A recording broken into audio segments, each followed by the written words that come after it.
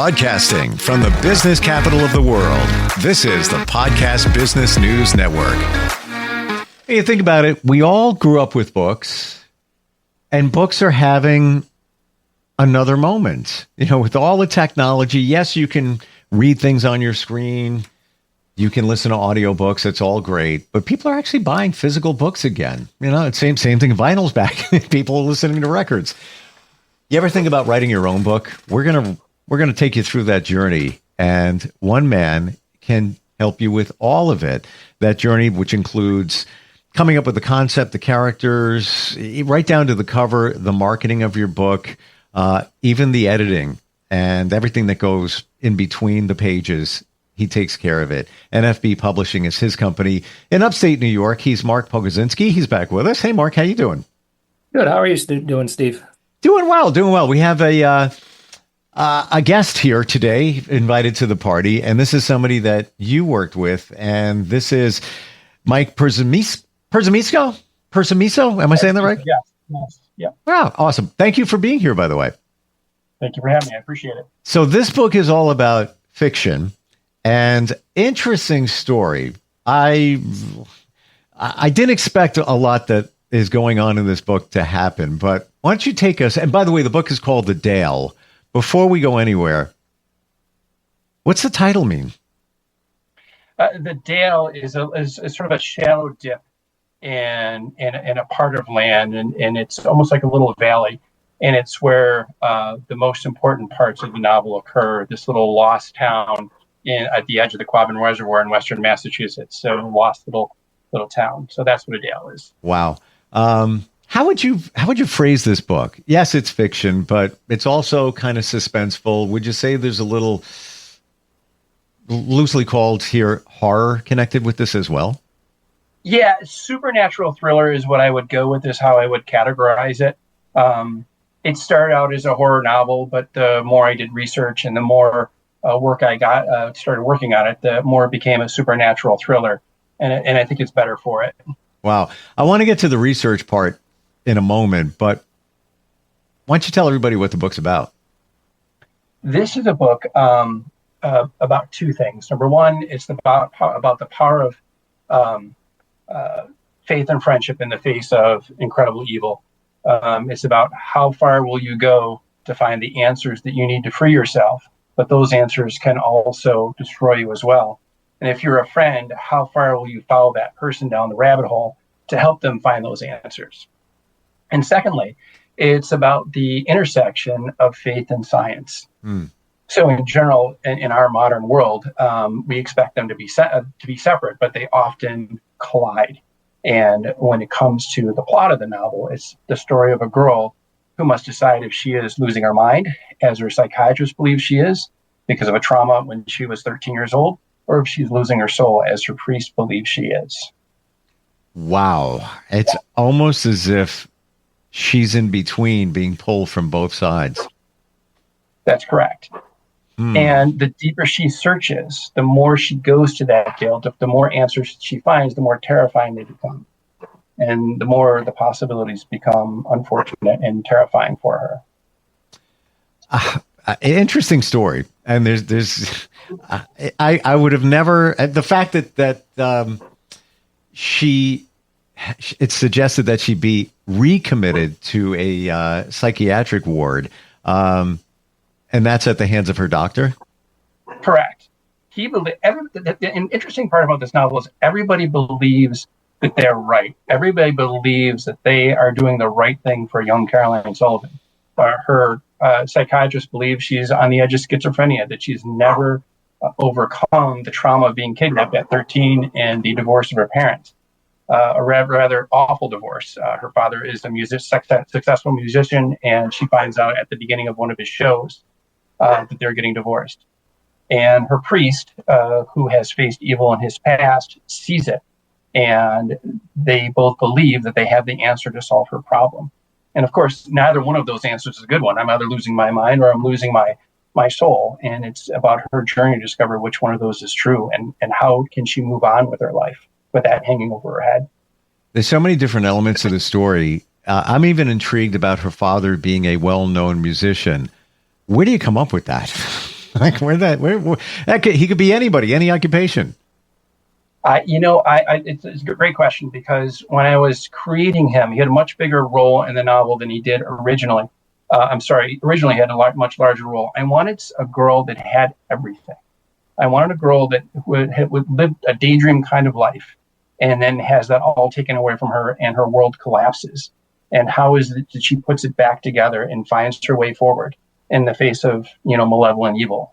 How does she do that?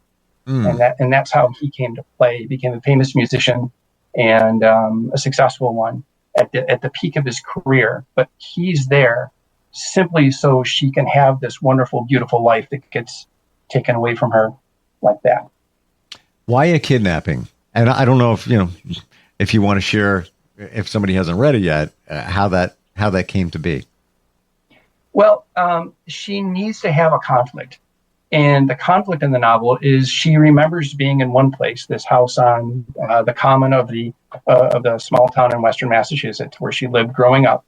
But she is found in the Dale, this ruined little town that only she and her friends know about. And she can only remember being in the Dale, and she can only remember being in the house on the common, but not on the Dale. And no matter how many different ways she's told this, she doesn't want to believe it. So she keeps trying to prove that she was actually at the house on the common. And that's where that comes in. So she needed that sort of center point conflict between her and the people around her. Now she connects with her friends along this journey. And do they support her along the way? They do, but it's questionable. We all have those friends that have made questionable decisions. And it's a question of how long do you support them? How long do you believe them? How long do you have faith in them for? How far do you go down that rabbit hole to support them? And her two best friends, William Lane and Daniel Wilson, do support her all the way to the very end of the novel. But sometimes they do have their doubts. They have their doubts like anybody else does. They have their doubts like Dr. Nash does, the psychiatrist, or Father Biquette does, the priest, and her father and their friends. They all have their doubts. And Mark, you've published quite a few fictional books, some of them very tumultuous, like this story. What did you first think when Michael presented it to you? Well, you can tell based on his description that he's put a lot of thought into it. It has the two things that you need for a good fiction novel. It has the creativity, but it also has a skill, as he talks about conflict and character. We talked about it before. They're almost like the book. Writing a fiction novel is faith and science, and there's a magic to it, creating a character who's going to last beyond the book when people remember after they're done reading the book. But there's also a craft to it. There's also creating that tension, that conflict, creating characters who add to the story. And I thought the central conflict, like faith versus science, was so interesting. Plus, my dad grew up in Western Massachusetts, and I know where Quabbin is. So there was that weird connection. Wow. If you see it in the book, it's such a strange spelling, but I was like, oh, I know where that is, and I have been there. So I thought that must mean something. So that was part of it, too. How interesting. So why wouldn't it be, Michael, why is it not fictional, that town? Like, you could have made it up, but you decided to go with a real town. I did. So Belchertown, Massachusetts was originally known as Cold Springs, Massachusetts. And at some point it became known as Belchertown. But I always loved the original name. And since I had lived there for 7 years when I was a kid with the Quabbin in my backyard. Gotcha. And those four lost towns that were buried underwater to create the Quabbin, it just made a great setting. And it actually, the story of the Quabbin, the story of Enfield, Prescott, Dana, begs to be written as a piece of fiction, because everybody's written about it as a nonfiction piece because it's so compelling. But this is a story of the ghosts that sort of roam around the ruins of the Quabbin that you can find really anywhere anywhere past the fire line. You walk into your backyard past the fire line, kick up the dirt a little bit, and you'll find some remainder of those towns that have been gone since 1938. Tell us about the research that went into this book. There was a ton. the first part of the research was just getting the story of the Quabbin down correctly. I'd read a couple different books. Michael, I think it's Songus, wrote a book, who also wrote the book The Finest Hours, that was made into a movie by Chris Pine. He wrote a book about the Quabbin. And then I did a lot of research on my own. And then for the Catholic part of it, the exorcism part of it, I had a very good friend of mine who was a Benedictine monk, and he had actually experienced these kinds of things. So I spent a lot of time talking with him about what a real exorcism looks like, not one that you would see in a movie that's glamorized, but the real ones. And the real ones are far more terrifying than anything you can see on a movie screen. And that's why the research was just so important, is because it gave credibility to the story. And that's that. There was just a little tiny bit of the research, but then there's also research on characters and what's the day-to-day life of a priest, what's the day-to-day life of an exorcist, what's the day-to-day life of a psychiatrist, how do people get committed, how long are they able to be committed for, what's the legal part of this. So there was just to make sure I got everything right. I wanted to tell a good story, and I wanted to tell the story that people could believe in and trust. So that way, there was hours and days and weeks and months of research done even before I even started writing. My gosh. I appreciate your authenticity and wanting to make the story spot on as much as possible, albeit fiction. But did you know how the story was going to go? And you said you researched this beforehand, but did you know, all right, we're going to have a priest. We need the psychiatrist. We've got, these different elements going there. Did you have that all fleshed out and then you researched it, or you just kind of put your toe in the water and like, you know what? I'm going to add a priest to it. Gotta check in, and do a little research there. That's exactly the second way you said it is exactly how it happened. Once I started writing and thinking about it and going through the creative process, you start to realize what you need.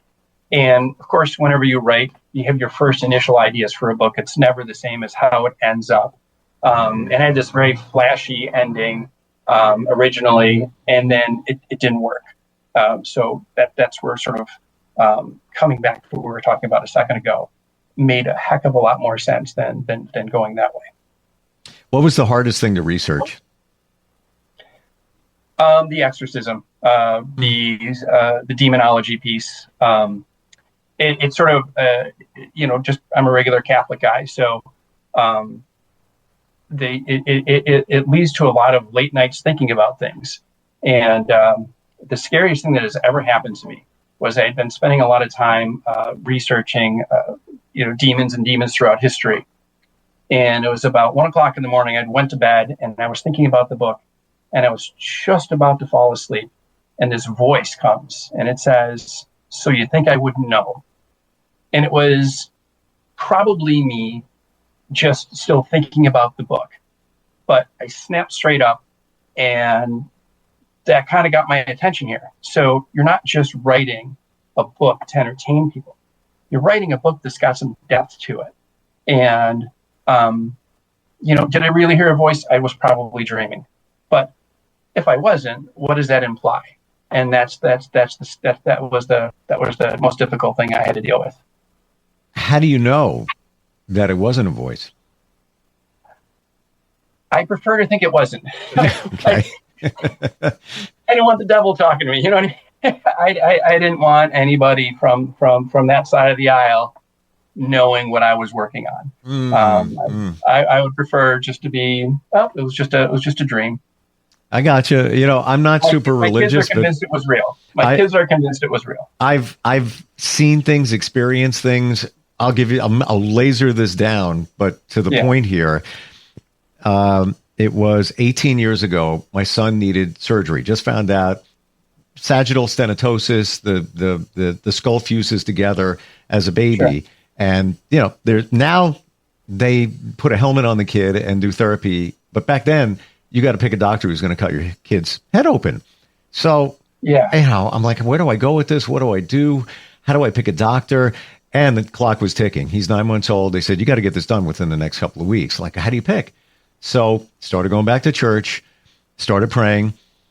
I'm driving back from New York City, saw a couple of doctors. It didn't make sense. And I'm just thinking, I'm like, all right, well, show me a sign. Here I am. Show me a sign. Not more than 30 seconds later, I look at an overpass, and there is a sign, and it is a billboard, and it says, "Stephen, do I have your attention now?" I didn't say anything. My kid was in the back, in the car seat. I'm driving. I'm like, didn't say a word. I just said, okay, all right. Everything. Yep. But you know what it was? It was a billboard for a TV show, I think on Court TV, where it was an ex talking to her ex, and she was trying to send him a message, and was like a typewritten note on the billboard. If you Google it, billboard, Stephen, do I have attention now? You'll find it. But that was I got a sign, literally, and I picked a doctor a week later. Everything turns out fantastic. He's in his first year of college upstate, and everything's good. But I just want to share that because you never know. How do you know? You don't. And it is, I think what it does, and maybe for you, but definitely for me, was it got my attention. Got me, right, exactly. My attention. Don't mess around. Get it done right. And if you've got that kind of attention, maybe you're doing something right. And in your case, do we have your attention now? Yeah, we got this. You're covered. We're going to take care of you. Yeah, I love it. It's almost just like, you're good. Yeah, and it turned out fantastic. Would you have changed anything in this story? Looking back? I did. I had to do major changes. The way it is now, no, I wouldn't change a thing. But the reason why it's good now is I trusted my editor a couple of years ago, and she suggested some major changes. And briefly, the novel was originally set in a high school, and it didn't quite work because of the depth of what the kids were talking about. And there was also some other books out about that time that covered that ground pretty well. And so we up-aged the characters to early college. What that meant was a 400-page book is all of a sudden 180 pages long, and you've just lost 220 pages. So that action of rewriting the book from that point made the book better, and I am so glad I did that because I trusted my editor. Her name is Heather Leeson. She's fantastic. We talked all the time. We talked during the heavy rewrites probably every single day, which isn't normal for an editor. But those changes that she had me make made the book what it is today. Wow. And Mark, when you got the book, and it was, well, take us through the stages when you first saw it. Was it a manuscript, but what the beginning point? So I always get them as manuscripts. And so we have them reviewed by one of our editors, one of our readers, and then we provide a one-page summary. So again, you can tell the work that went into the book before I even saw it was astronomical. And that's something a lot of writers are afraid to do. I think we talked about once before, like an editor. The editor-writer relationship is intense and can be. And like Michael said, you got to trust. You got to trust that person has your best interest in mind and that their advice is going to make the book better. A lot of writers, it's a sacred thing, their book. Don't touch it, don't move it, don't do anything to it, even that comma. I want it there forever and ever. And sometimes you have to understand that you've written something, but it can be better. And then that voice comes to you and says you need to rewrite it. So I got the manuscript. We do the formatting, and we put it together. And then we went back and forth on the cover. Michael had an image. We just worked around some of the text and some of the font choices. And I think what we produce is an impressive book. It's the cover is simple in that.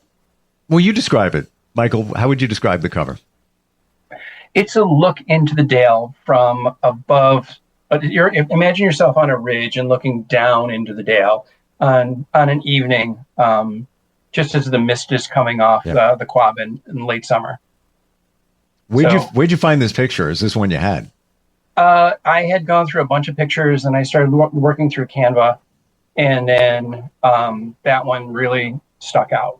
And now I looked through a couple of other ones, but that was the one that really, no matter which other picture I looked at, it wasn't as good as that one. And then really, as Mark said, it was really down to coming up with different fonts. I had an idea of what I wanted, and Mark went out of his way to find exactly what I wanted and format the book exactly the way I wanted it. And it just his work on this can't be overstated. It was just, it's one thing to have a good book, but the presentation is so important. And that's where, Mark helped me out with the cover.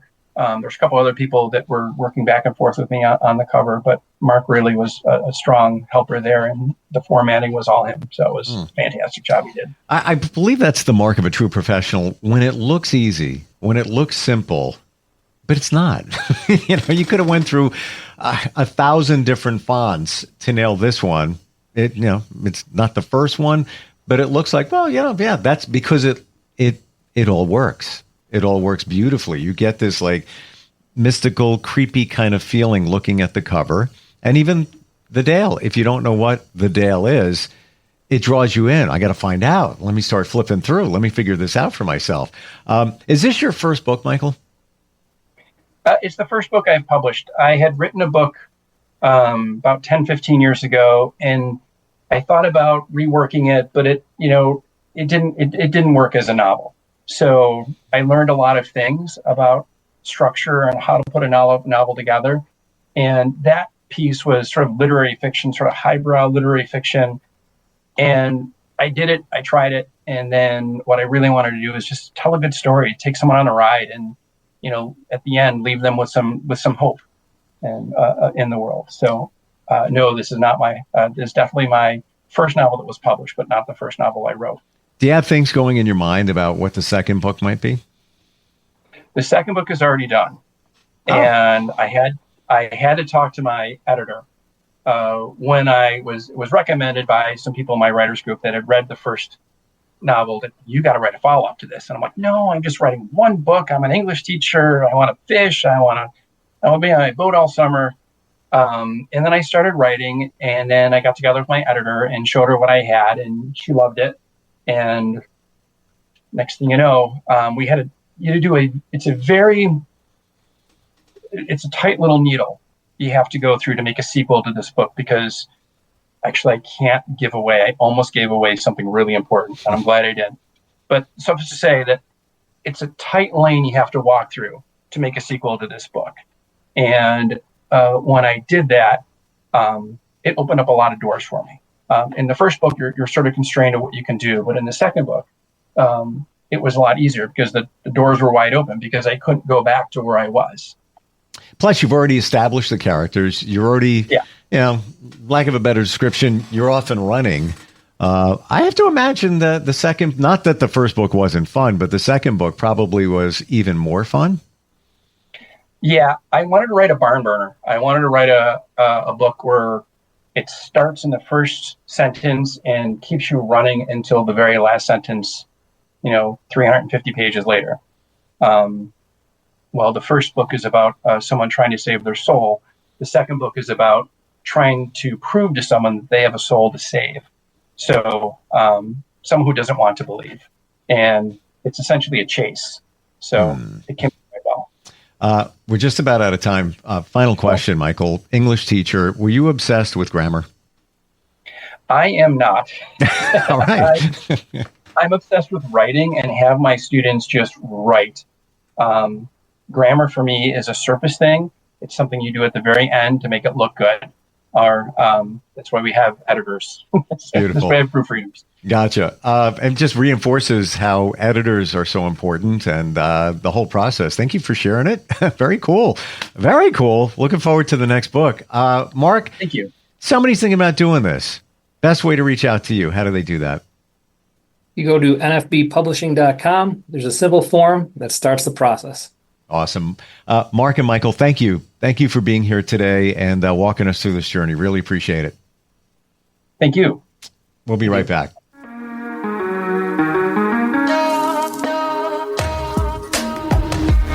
Broadcasting from the business capital of the world, this is the Podcast Business News Network. Adopt US Kids presents What to Expect When You're Expecting. A teenager. Learning the lingo. Today I'm going to help parents translate teen slang. Now, when a teen says something is on fleek, it's exactly like saying, that's rad. It simply means that something is awesome or cool. Another one is totes. It's exactly like saying, totally, just shorter. As in, I totes love going to the mall with Becca. Another word you might hear is jelly. Jelly is a shorter, better way to say jealous. As in, Chloe, I am like so jelly of your unicorn phone case. You don't have to speak teen to be a perfect parent. Thousands of teens in foster care will think you're, rad just the same. To learn more, visit adoptuskids.org.